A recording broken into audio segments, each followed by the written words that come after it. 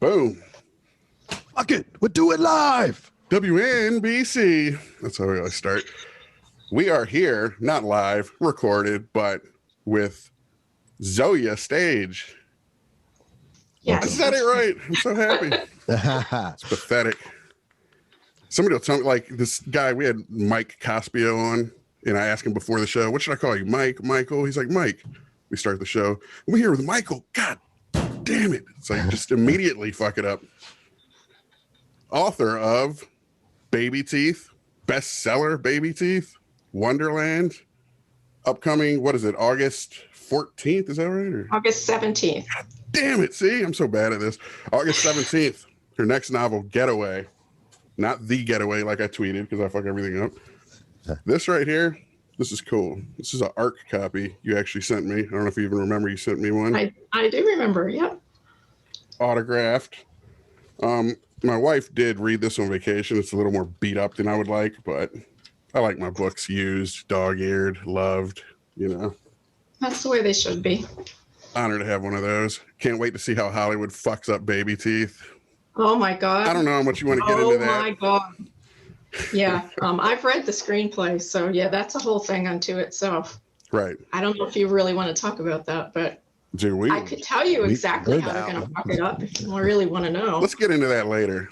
Okay. To start, this is an episode of Hard Out, my favorite movie, and we're here to talk about Blade Runner. Blade Runner. Your all-time favorite flick, Blade Runner. It's a fucking great pick. Yes, it is. It's a good one.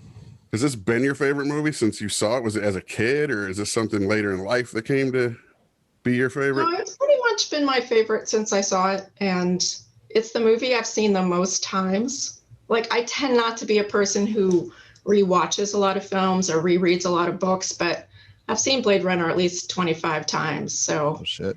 But I think Ridley Scott, you see it?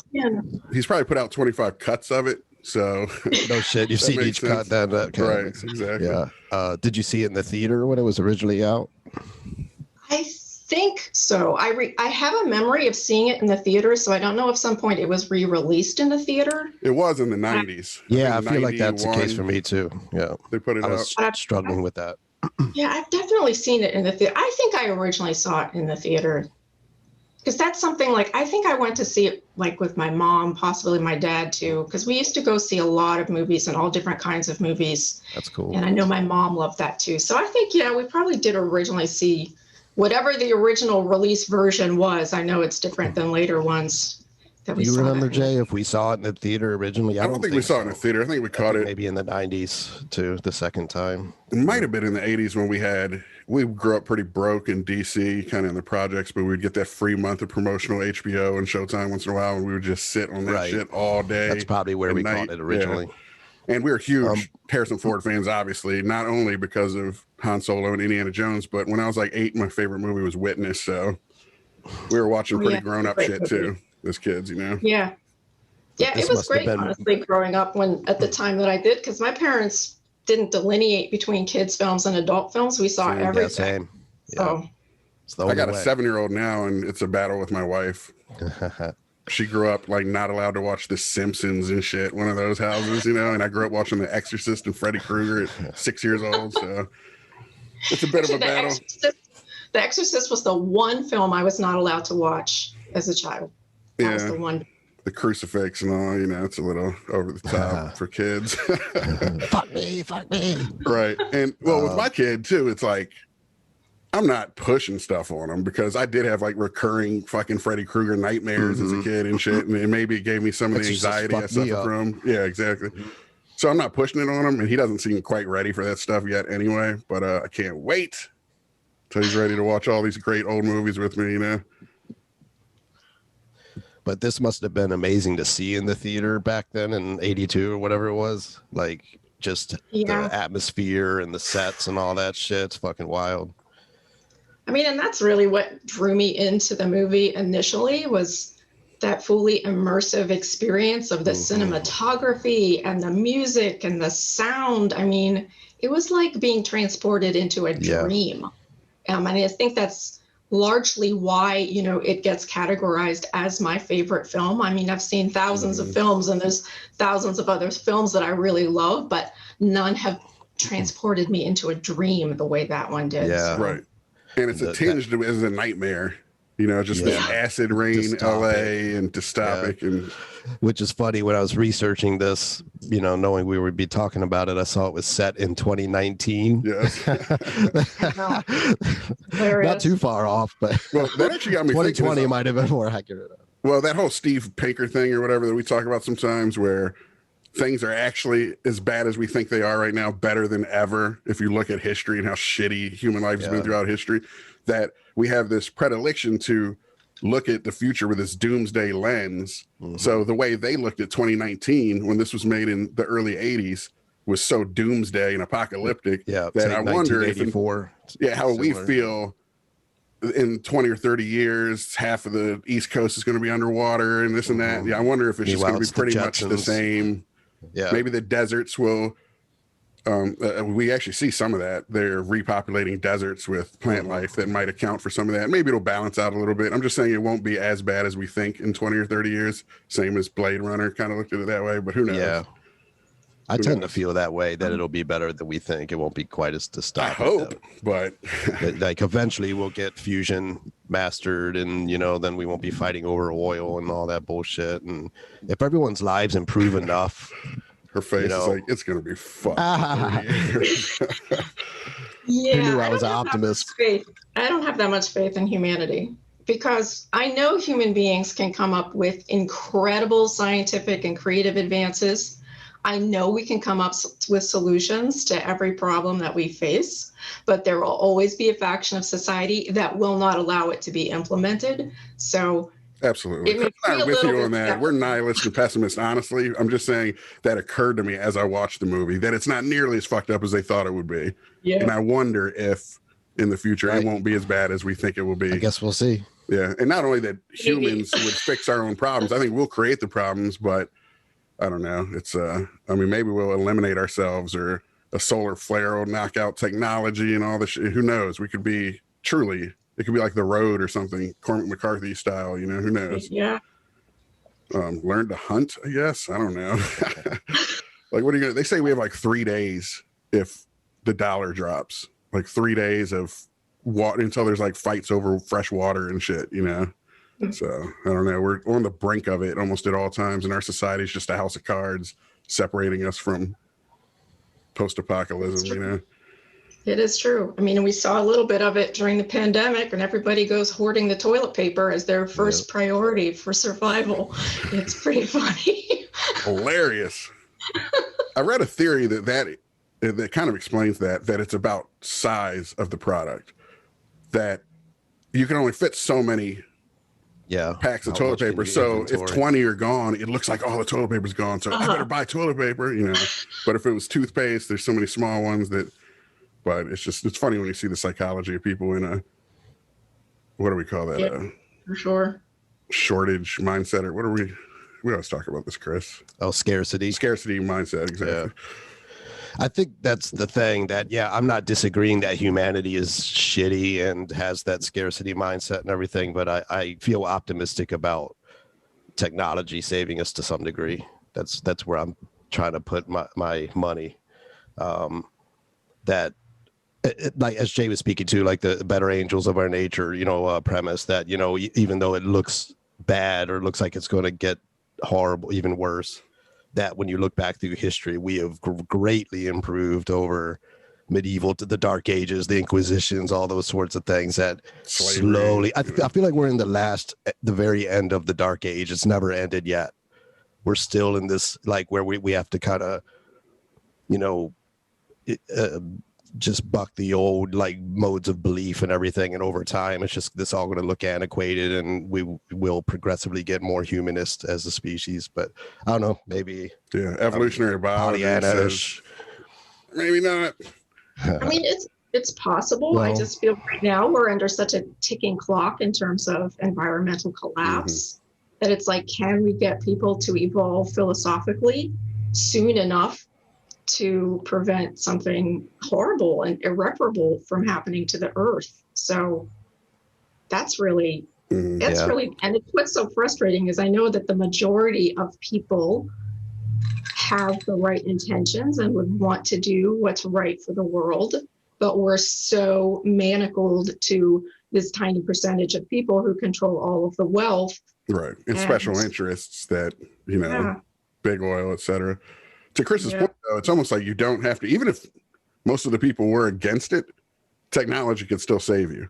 Even if people never got on board, we could still create a system of eating up carbon in the atmosphere, et cetera. You know what I mean? So yeah, I feel like when things get desperate enough, we magically find a solution, you know, right? Not magically, but you know, I'm saying just miraculously almost. But that I feel like that's the, you know, or I'm optimistic.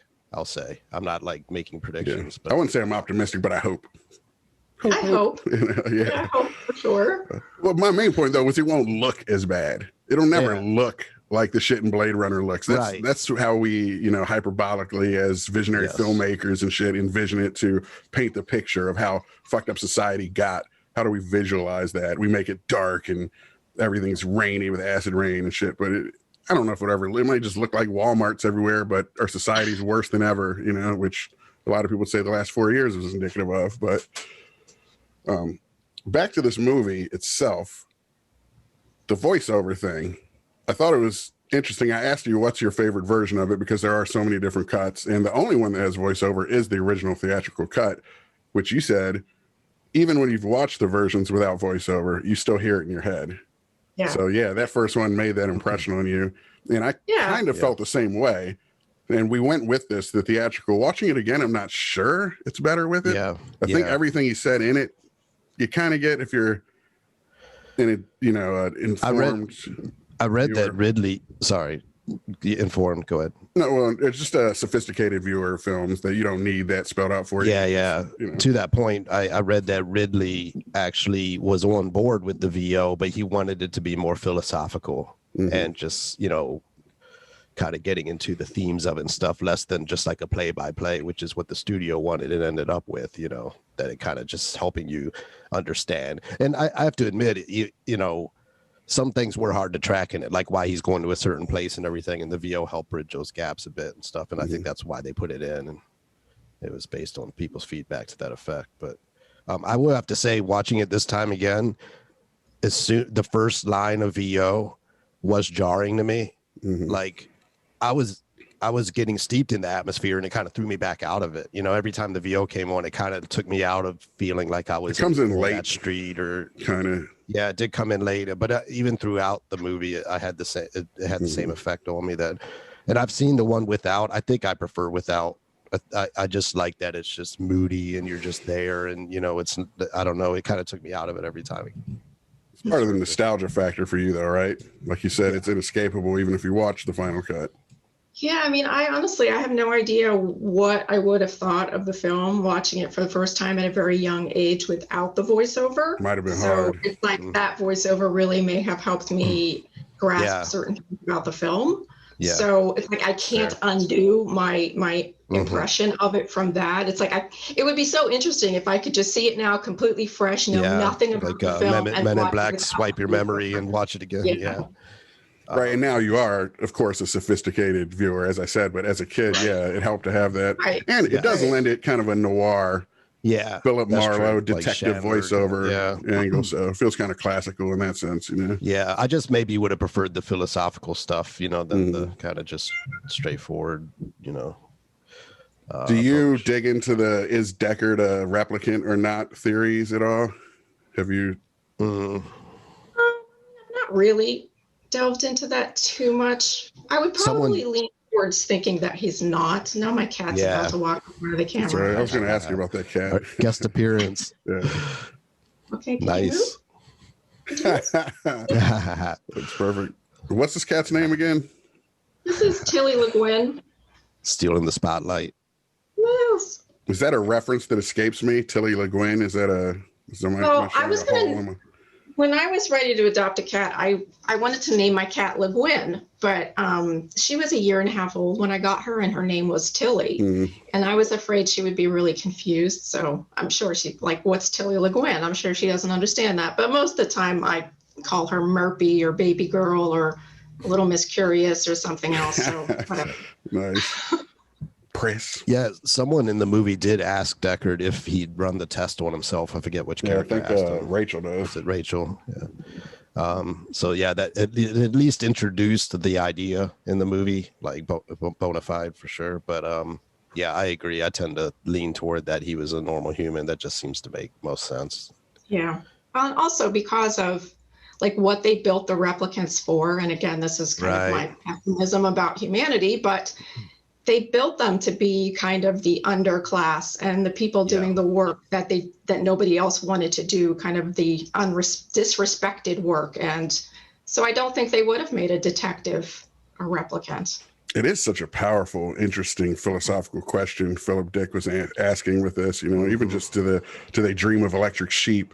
I never read it, but I know the script that got you into the Independent Filmmakers Project and all that, right, was The Machine Who Loved. Was that an Android thing similar to this? Or I mean, it was similar in the sense that I like to think about, you know, if humans had the technology to create something that was so human-like that you couldn't tell it apart from other people, you know, what is that gray area in terms of how it behaves, what its rights are, various things like that, which of course Blade Runner ties right into all of those sorts of things too. I find it very interesting to think about, you know, what is sentience? Why do humans not want to allow animals or other things to be sentient when if you have a pet, it's obvious that animals are sentient creatures. And it's like they could create something that's completely human. In the case of Blade Runner, stronger, smarter than human beings, and they make them slaves of various types.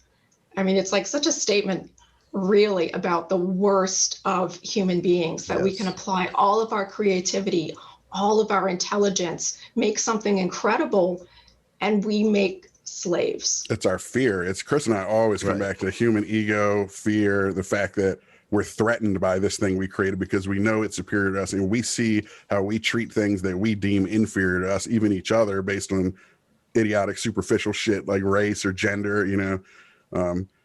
And we recognize that in ourselves and know that's like the worst aspect of ourselves, even almost subconsciously.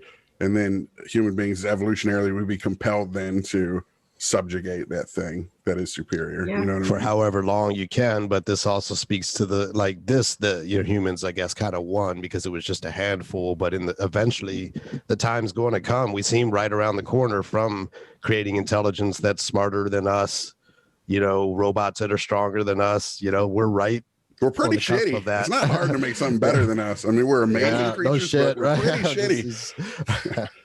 The opposable thumbs thing, that helped. I mean, the fact that we have nimble tongues and can communicate the way we do. I mean, those are things we think elevates us above these. Gave us an edge over the animal kingdom. Yeah, but this next wave, we're going to be nothing compared to what we can create. And that is, we're going to find out what happens if we, like Elon Musk called it, summoning the demon, creating artificial intelligence, and his whole thing with Neuralink and all that is about like we should, you know, join them before you can find out if you can beat them, you know what I mean? Like, and make ourselves as advanced as we can too at the same time, or basically make it all indistinguishable.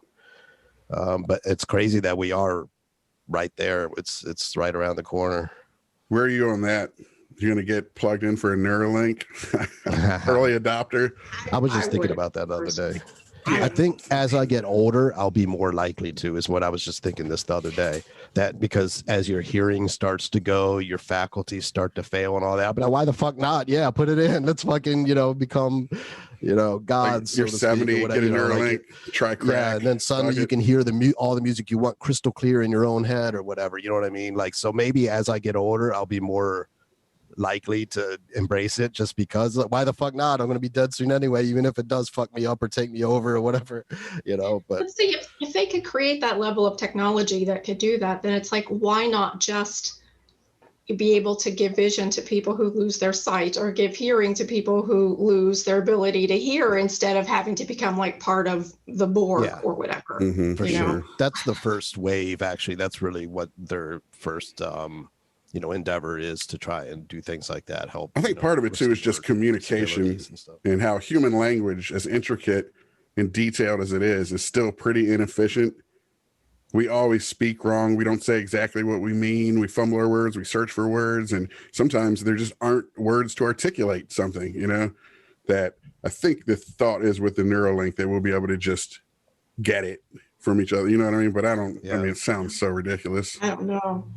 Right. Yeah. Man, that would be insane. It would. Everyone's essentially psychic and hackable, and it's crazy. It's opening a can of worms. And it's on a scale too. Like there are versions where they say it's not connected to anything else, but it comes installed with, say, everything on Wikipedia, for example, and you just know anything you need to know, you'll know. But that's it. You know what I mean? And as far as just kind of the Matrix, telepathy or anything, it would be off the table in that scenario, which is a wild concept. And here's the other thing. That's what Elon's point is, just that eventually someone's going to do it. China, someone's going to develop this shit. And you gotta keep up, or you're gonna lose. You're gonna other people are gonna know everything, and you're gonna be in no kung fu like the Matrix and shit and kick your ass. But so to speak. It is interesting that the Tyrells, like Tyrell in this film, right? And there's some talk that he's a replicant, that the real Tyrell is dead, and the one that they meet in that is a replicant. I read I think they even filmed him it turning out that he was a replicant and that the real one had been dead for like 4 years or something, and that they decided to change it. I read that there's rumors that it was filmed, but there is supposedly definitely concept art out there of him in a sarcophagus. Okay, maybe not filmed. Might not have filmed and shit. Yeah, but it was at least which is interesting. It was developed to a degree. Yeah, but that's a whole different thing. Like the replicant thing is crazy because you plant these memories into somebody. But does that mean that you could take your own memories and put it in a replicant and it's you? No. You know what I mean? See, that's a beef I have with a lot of these, because I read a lot about this stuff like futurism and everything, and they talk about like these are ways that we, eventually you could achieve immortality because you'll be able to create a perfect copy of yourself. But I was like, that's not you. You still die off. But there could be a point where, from the start, they already have that set up, but no one in our generation, or who is born like the way we are, that you're not going to, anytime you create even if you upload all your memories, all that to a computer, and then you die and that's put in another body, that's not you anymore. You know what I mean? It's just a copy. It's not like you're transferring everything. It's more that you're copying everything. You know what I mean? I don't even think it would be possible though to copy everything. I mean, think about how fluid your memories are, and how sometimes a memory will suddenly come to you that wasn't there a minute ago or a day ago. Well, how could you upload that if it's not in your conscience? And then it gets to the level of, well, if you can upload your subconscious, but I mean, that requires an understanding of the human brain, meshing with technology that I don't really believe is going to happen. The only way I see it could play out is that if our consciousness is strictly a set of neurons in a certain mode, physicality of it, that you could copy that, what our brain is at its current state, however fucked up the memories are and wrong they are and all that stuff, but it's like a one-off switch. Each neuron is a bit, and then they add up to what's going on. We're basically wetware computers, and you could copy the computer, you know what I'm saying? And the new version would have all the same flaws and everything that you're not and our understanding in neuroscience of memory, I believe, is like what you're saying. It's not like it's actually memory banks. We're recreating it every time you try and remember something, accessing the little bits that are there, but it's not like just this file, So yeah, that would be, I know. I love this stuff though. What was that? If it's just your experiences, like say those experiences are all successfully uploaded, well, what about those experiences? Think about how multidimensional an experience is. Is every aspect of that, even would that be reproducible? So it's like, I don't think you could create a true reproduction of yourself based on trying to just save those memories, because there's so much else that existed around it, and the experience of having it, and the experience of all the things that go through before it and after it. it's like, I just think when you get to that level of memory and how it intersects with experience and how you evolve over time and change your thinking about what you experienced in the past, it just, you couldn't duplicate that. I mean, you could have a thing that has certain of your memories, but I don't see how it could be a thing that would be as complex and multidimensional as the original human who had that's just human ego. So do you think the replicants in the film aren't as complex as actual people?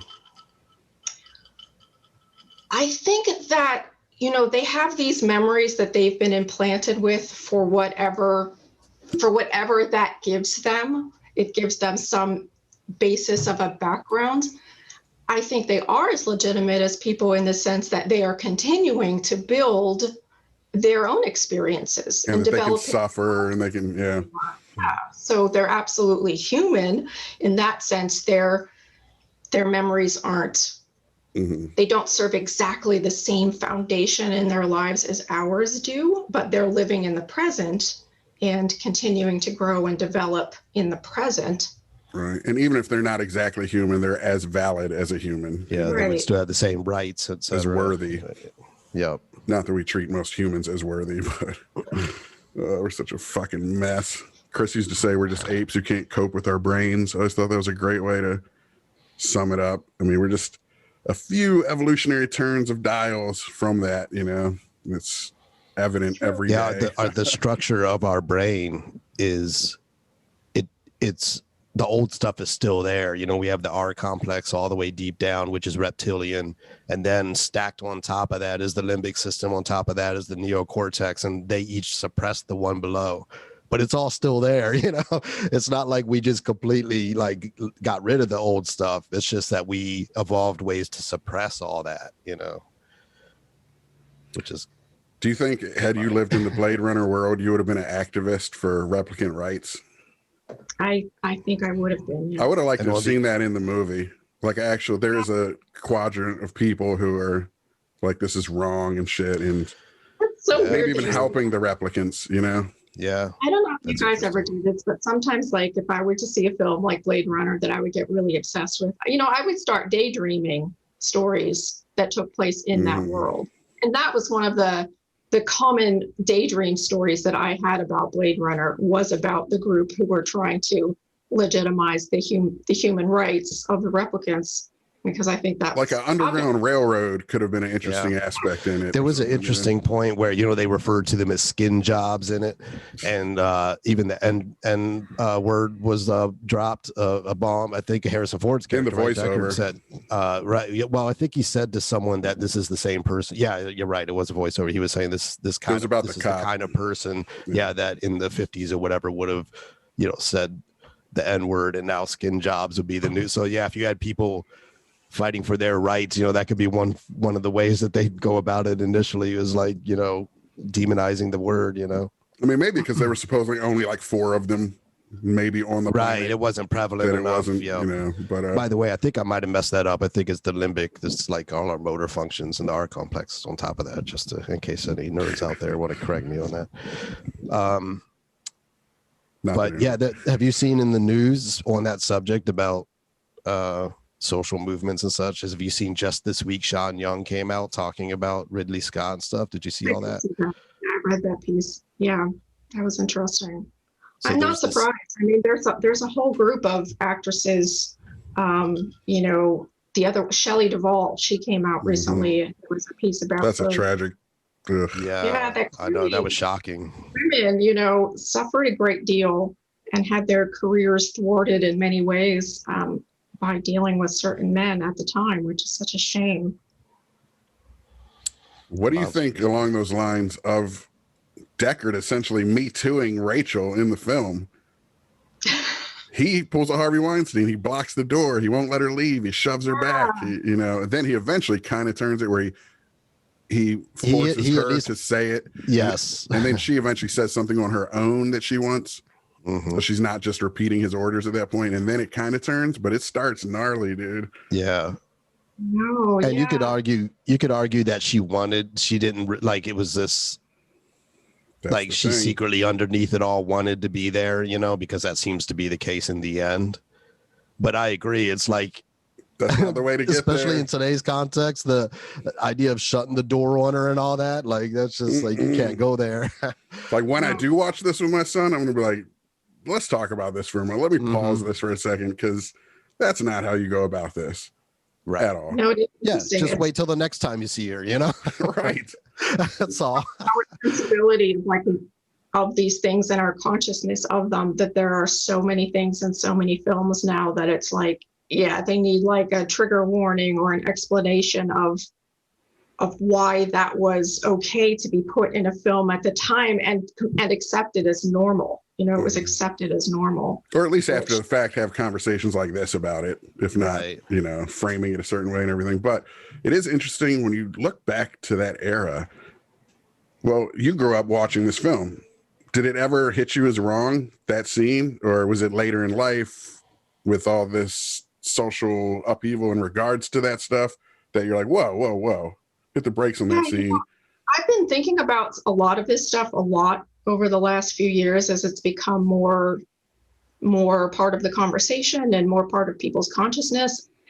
And it's interesting because it's like the things that I personally experienced, you know, as a child, as a teen, as somebody in my 20s, the kinds of sexism that you would see, the kinds of misogyny, it was all just so accepted. You know, it's like there wasn't the mentality of this really absolutely has to change right now. The understanding was, well, this is horrible, but this is how men behave, this is how patriarchy functions. And there was a weird level of acceptance. It's like you just knew it. And I think back to, like, I briefly was in film school back in like 89, 90. And I remember it being like, people just talked about it openly, that the head of the film school was sexist. It was just like, people just talked about it, that he was sexist. And it's like, I did experience the consequences of that, but it's like, just that could be talked about, like, that he's labeled that, everybody knows it, you're just supposed to deal with it. If you're a woman taking classes there, you're just screwed, and you knew it. And there wasn't any recourse. And so for the longest time, we as women, there was no recourse. And there just was no recourse. And in something that was relatively mild, like, this is someone who we just knew was never going to take women filmmakers seriously. We weren't going to get opportunities in the school. But when you see the more extreme aspect of it, you know, with women who would report rapes and not be believed, it's like we knew at that level of in a school, there's no point in even bringing it up, you know, because if somebody who's experienced some horrible violent act can't be taken seriously, we were nowhere close to talking about the kinds of misogyny that exists just in the benign, quote unquote, benign.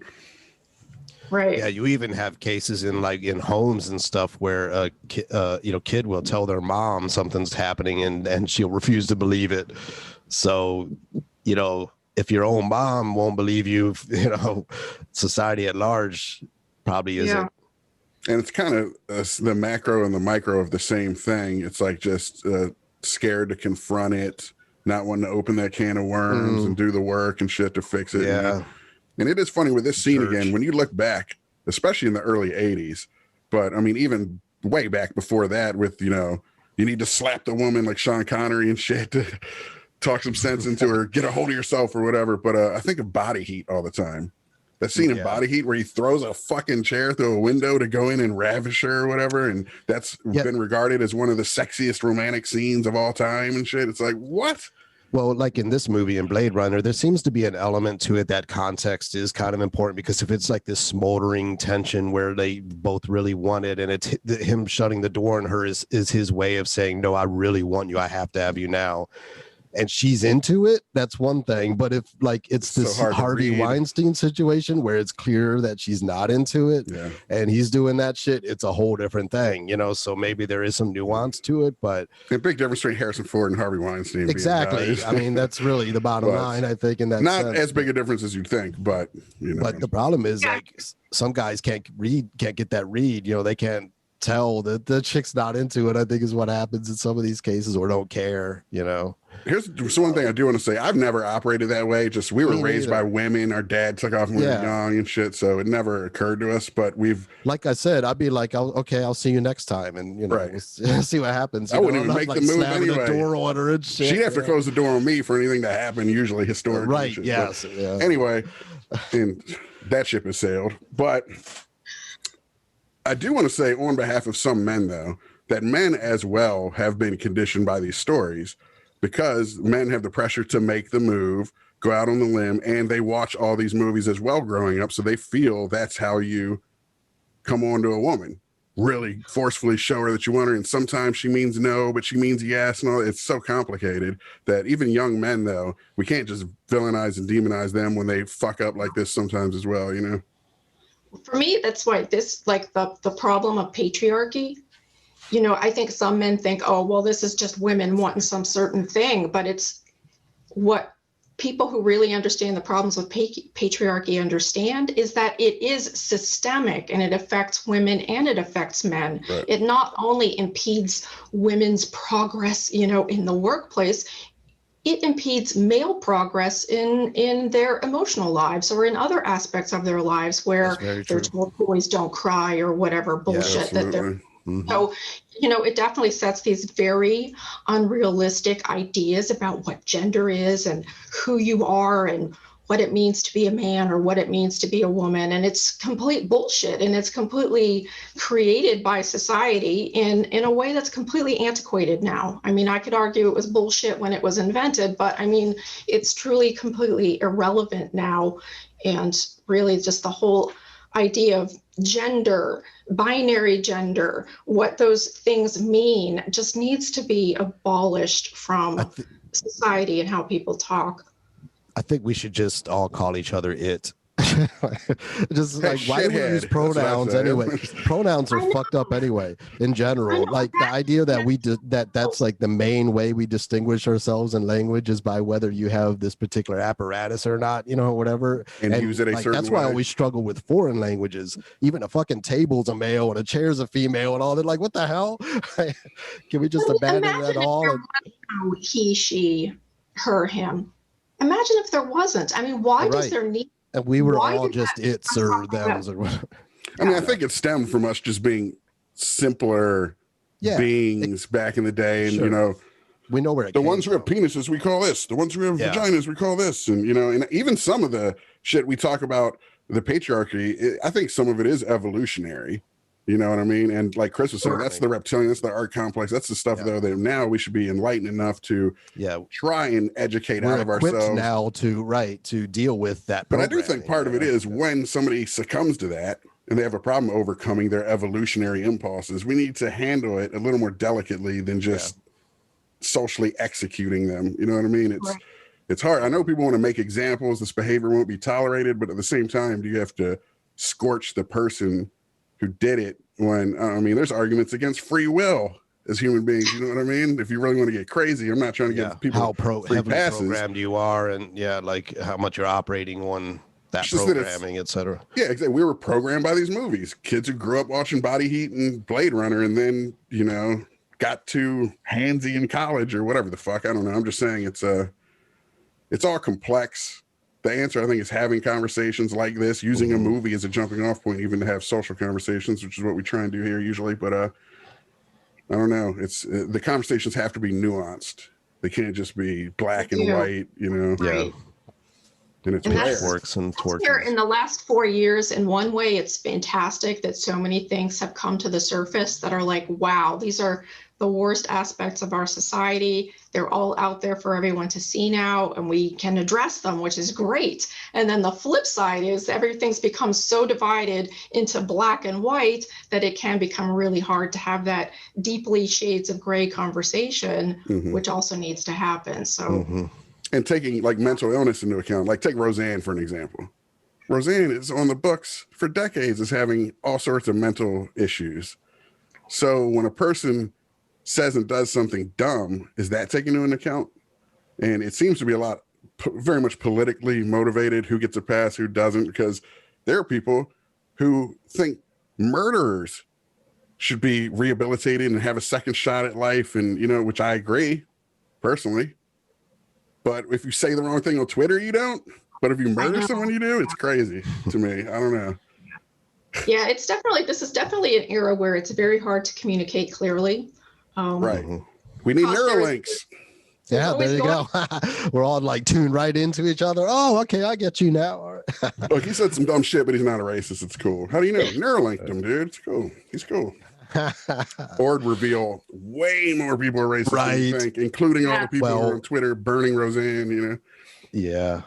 I think that all does really come down to that R complex stuff, though. I think most of that stuff is rooted in just like this like programming that arrived from a very hostile, evolution, not only of humanity, of all animals, like we're trying to buck that again. Like I said, I think that's the thing too, because you often hear arguments that, we're operating on these like Darwinian impulses, et cetera. But my response to that is once you know that, then you can acknowledge it and try and correct for it. You know what I mean? Mm-hmm. That's where we're at right now as a civilization, is how do we account for all these impulses in programming and everything we have and acknowledge it and move forward and evolve again, but consciously, and even design our own society so that we're, correcting for those things and checking for those things.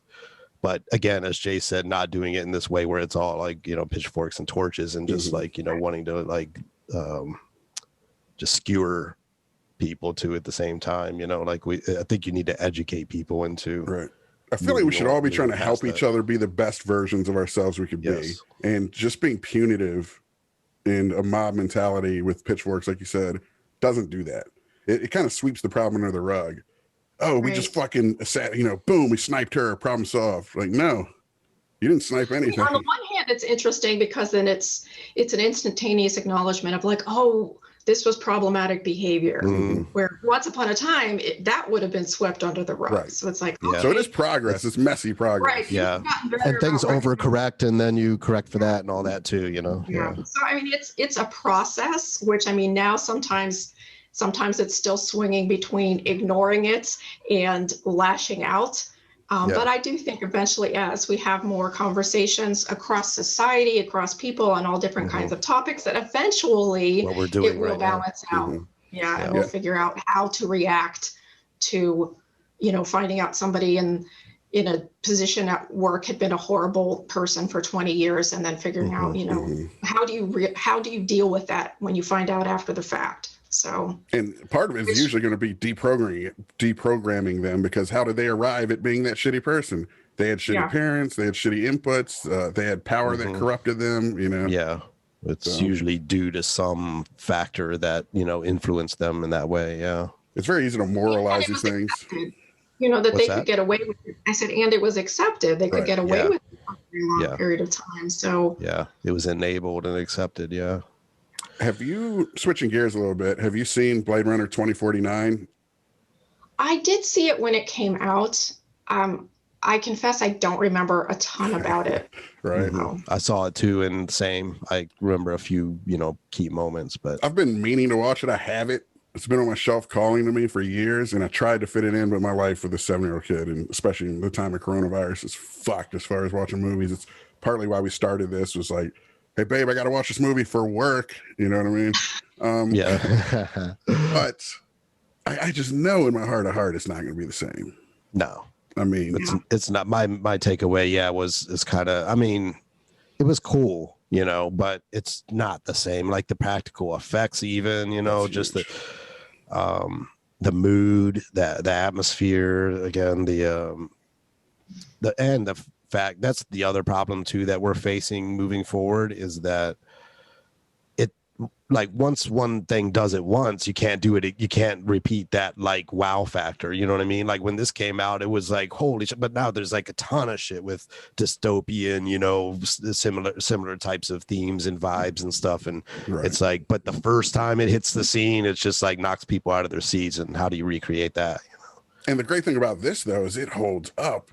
I mean, it might have problematic issues, but just as a whole, holds up as a masterpiece. I was surprised how well it did. Yeah. When you hear about, like, I remember Jim Morrison years ago. I was on a Doors kick, and he had said this thing. What he would do is he'd find an author he liked, and then he would find out who their influences were and read them, and then find their influences until he got back to the Greeks, essentially. And you kind of see this storytelling lineage, you know.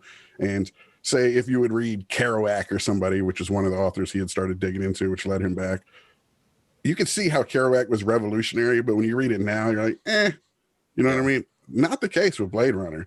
This shit was revolutionary, inspired a ton of imitators, but still is better than all the imitators. You know what I mean? In fact, you know, I just watched it again last night and this morning continuing, but I was surprised because I actually kind of in my mind's eye was thinking it would be less impressive, you know, because of its age and everything. But watching it again, I was like, wow, this is actually, I mean, in many ways, like more convincing than current CGI type stuff and everything, you know, that like those pyramids and shit, you know, which actually here's another little tidbit.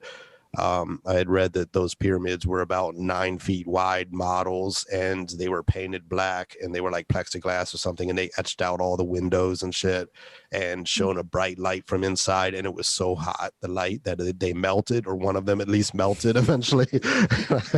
But that shit's just so cool. It's so much cooler than just doing this CGI pyramid, you know. And I'll say about that too, like the vision.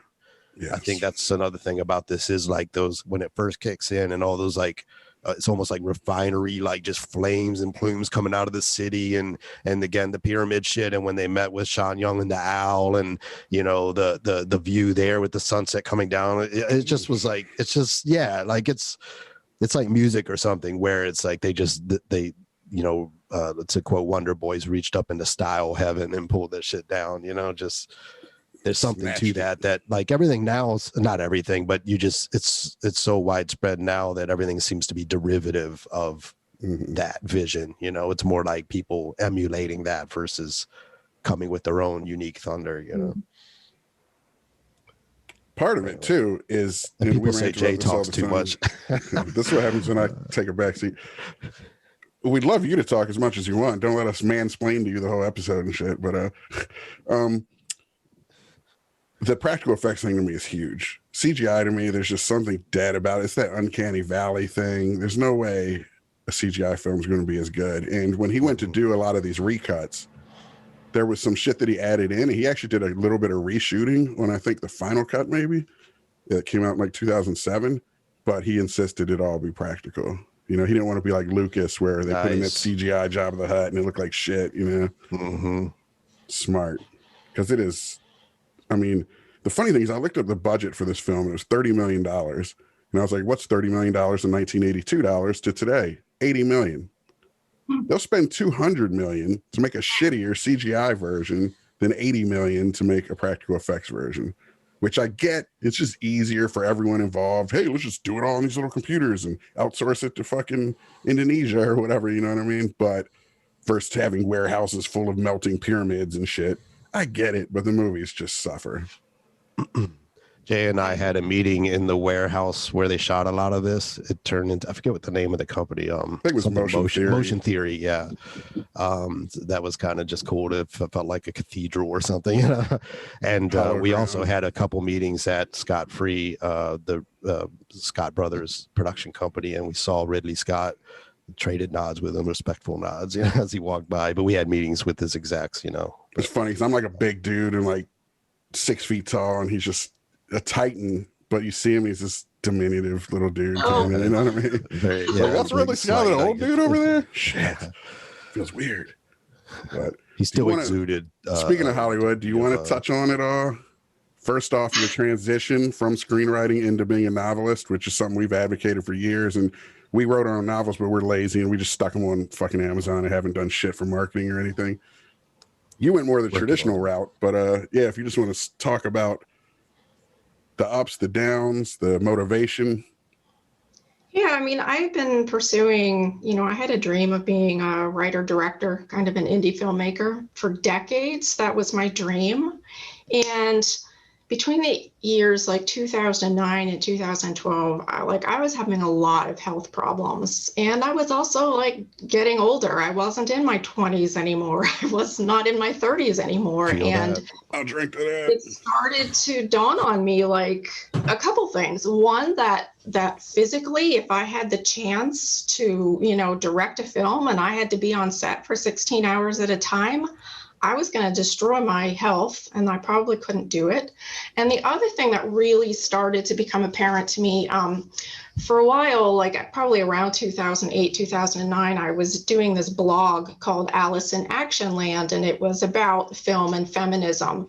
And at some point, like I really saw so clearly that, even at that point, if I had started to be able to make the body of work I wanted to make at 40 or 45, that I was never, in fact, going to have a body of work, not the way male filmmakers have a body of work. And it's like I could think of individual women who at that time had maybe directed a film or two, but they didn't get these kind of repeat opportunities that men got. And I realized if I continue with film, I will never have a body of work.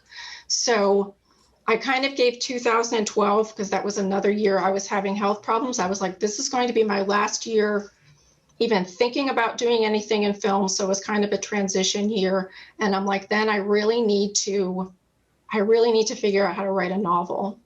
And I'd been really intimidated about approaching writing novels for a long time. So I went to it reluctantly. But then at some point, I really came to realize that I can take all of the things that I was learning in terms of being an independent filmmaker, because I wore so many hats by myself, that, when you're writing a novel, you are the writer, but you are the director. You're the cinematographer, you're the production designer, you're the editor, you're the actors. There are a lot of transferable elements from wanting to be a do-it-yourself filmmaker to writing a novel. And once I saw it that way, I felt much more comfortable, like, okay, I haven't completely abandoned my artistic knowledge, that there's still or wasted all those years. Yeah, right. Another thing that's cool about prose is that it's sort of this participatory, mutual sort of creating a vision with the reader, because it's your job to describe everything in a way that they are then the director, and they have to produce the actual visuals in their mind, or, you know what I mean? They have to cast it. They have to picture the scenery, all that stuff. So that excites me, like as a reader too, when I read novels and stuff, like being the director in your head is fun. So if you can conjure that in a reader, then you casting it, etc. Yeah. And you just don't got to deal with a bunch of fucking dummies and assholes. Yeah. That's the best thing about it. What's your collaborative process? Aspect of filmmaking is not, to me, at all a feature. That's a flaw. No. Like we try. It's like our mission as much as we will continue to pursue filmmaking, is to see how you can suck the collaboration out of it as much as possible. You know what I mean? Like, it's pure undistilled vision, from the creator to the recipient. But what's your process like? Like your writing process and everything? Do you get up in the morning and just crank away, or like how do you actually approach it? Well, I hate to say this, but for the last year, I have not been doing a lot of writing during the pandemic. Like my energy has been very kind of all over the place. I think part of it is because, to really embark on writing a first draft the way I write a first draft, I'm a pantser. So I just like sit down and write, and I have certain ideas, but I'm kind of making it up as I go along. So I know when I write a first draft, I'm going to have to work at least 6 days a week, certain number of hours every day for some number of months. And I know like every day is going to look the same. And there's something about this time in the pandemic and having been home alone for so long that it's like, I don't want to commit to having to do something exactly the same way every single day. So I've not been doing a ton of work this year. Ordinarily, what my process would be to work really hard and fast on a first draft. And typically I would write a first draft in about 3 months or so. It might be a mess, but that's okay. And then at some time later, go back and rework it. But I've got a first draft I started, I don't know, like 8 months ago, and I keep like, I'll work on it for a few weeks and then take a month off and then work a few more weeks. And it's like, I never used to do this, but do you think it's purely the pandemic thing, or do you think there's any chance maybe you feel subconsciously you're working on the wrong story or any of that kind of shit? Because I've found when I've stalled on projects, a lot of times it's like, maybe it's just not the one that I need to be working on at that moment, you know? Yeah, I don't think it's that. I think there were a couple of things that happened that were just huge changes simultaneously, which was March of 2020, and simultaneously we went into this, pandemic shutdown, and I moved into my first house. And since then, it's just I never had a routine. I never had a writing routine in this house. It would have been different if I'd moved into the house and been working and doing my stuff, and then the pandemic happened, but that's not what happened. So I have found, just for whatever reason, the last year, I prefer to do nonverbal things. Like, I don't want to intensively. So, oops. Yeah. Yeah. Why aren't we tap dancing? That's like what I do. We need a fucking Neuralink, man. We can podcast without speaking. No shit. It'd be like 3 seconds. Okay. See you next time. She's awesome. Peace. Downloaded. Yeah, they're gonna fuck baby teeth up. Bye. Do you want to touch on that at all? I don't know how much time we have left. I haven't looked at the clock. Touch on what? The baby teeth, how Hollywood. Oh, yeah. I mean, you don't have to get into specifics, but just as a novelist. Really shortly. So you've read Baby Teeth. Yes. You know it is about, a young girl who is selectively mute, and she's in this tug of war relationship with her mom. They're, partly over the love for the dad/husband, and it just gets worse and worse and worse. And the parents start to feel their daughter might be seriously mentally ill. Okay, so that's the book, right? The movie, as it exists right now in screenplay format, is about a brain-damaged girl who is possessed by the vengeful spirit of her dead grandmother. Why do they do this? Just go tell that story. Don't fucking. We talked about The Low Dweller with Adam Barker, our buddy, how that was like a formative script for us, and they took it and it became Out of the Furnace, the Scott Cooper movie that bears no resemblance to The Low Dweller. So now The Low Dweller's dead, so Out of the Furnace exists. Like, it's a true Baby Teeth adaptation gonna be dead, so this fucking monstrosity exists? It's infuriating. It is infuriating. I mean, it's like, did anybody actually read the book? And clearly, like, if they actually went ahead and made a movie based on this script, I am going to absolutely insist that the credit be inspired by the book, Baby Teeth, blah, blah, blah. Because otherwise, the fans of Baby Teeth are I'm afraid, like, I'm going to get 100,000. Right. Stephen King with the Lawnmower Man, that one. Jay and I reviewed that, but it was about this like pan dude, like mowing lawns and like, killing people for animals in the yards, and then the customer for sacrifice and all this shit. And then they made a movie, and it was this like virtual reality thing and shit, like nothing to do with the fucking story. And he sued to get his name taken off of it. Yeah. Was there a point as you were licensing the rights and everything, which is another thing, all filmmakers out there, another great boon in writing prose is you retain copyright. In Hollywood, you sell your fucking soul when you sell a script. Yeah. But was there a point at all where you petitioned to write the script, or did you have any interest in adapting it yourself since you have that skill set, or did you just want to keep writing books? I went into it very chill at the time, like just super chill. I was not looking to get back into film, especially since like Baby Teeth had just happened, and it was like fuck, man. Great. I was not looking to go backwards.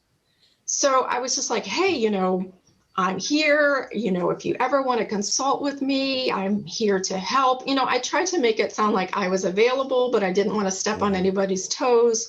But they didn't consult me at all, obviously. So. Ugh. Man, how surreal is that going to be watching that when it comes out for you? You don't even want to watch it. Let's get a bottle of wine and some fucking Quaaludes and hate watch it. It'll be fun. Let's watch it together. We'll review it. Let's review it. Yeah, let's do an episode to review it. That'd be amazing. Cinephiliacs episode. Again, this buzzer is rude. Don't know when it's coming, but I know it's breathing on our necks at some point. We have been in development hell in Hollywood for fucking ever. And dealt with all the dumb notes, and seeing a story that we pitched successfully come out after 3 drafts to be a completely different fucking thing. how is it with publishing editors? Is it pretty much that they are there as advocates to help you tell your story better, or are they trying to get you to tell a marketable, saleable story, or what? I mean, it's different from editor.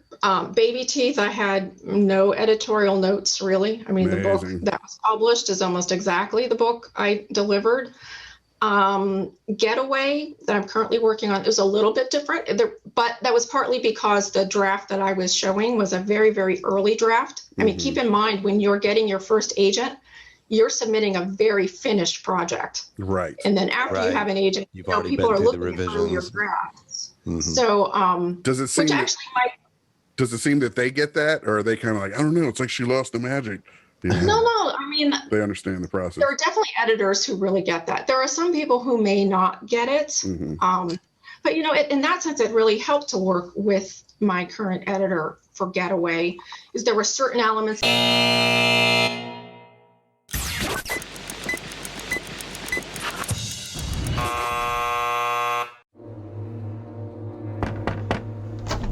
You're alone, right? Yeah. Is it cool if I start filming now? No, when we get inside. Why are you here? I just thought it was really interesting, that someone hasn't left their basement in 6 months, not even to use the bathroom. Is that true? Why would I want to go out there? I got everything I need right here. That's what's wrong with most people. They're weak-willed pussies and parasites who buy into that whole "it takes a village" bullshit. You know how many aliases I've used calling into radio shows? I've had it up to my goddamn gills with the systematic feminization of this country. Of course we want you. Get your own damn show if you think you got that much to say. You live in your mom's basement. Get down! Fuck you! What's so special about my loser son? You really do hate your own mother. She's a woman. Why wouldn't I? There's some disconnect there, and if I could find it, what is hate? Where does it come from? Where does it go? You want to know what gender you are? Reach down the front of your fucking pants and shoot fucking kite. Black Lives Matter. Do you call horses slaves? Liberal fucktard. Enough with the parades and the rainbow flags. Dude, this guy's... it's like pure hate, man. Want to see something really fucking cool?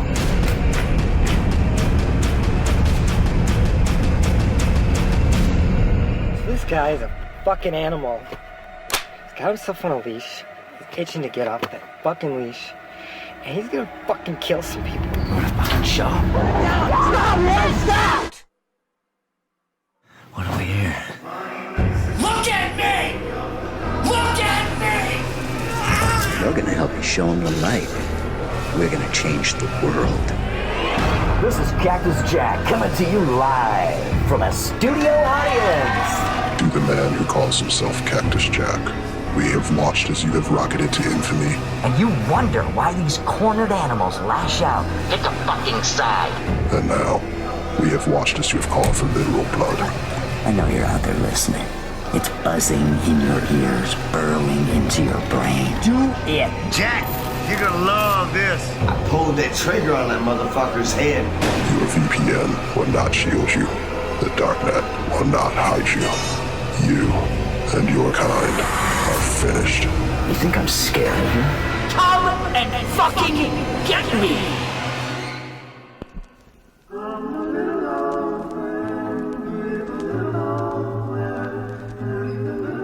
Might I be your neighbor? Neighbor?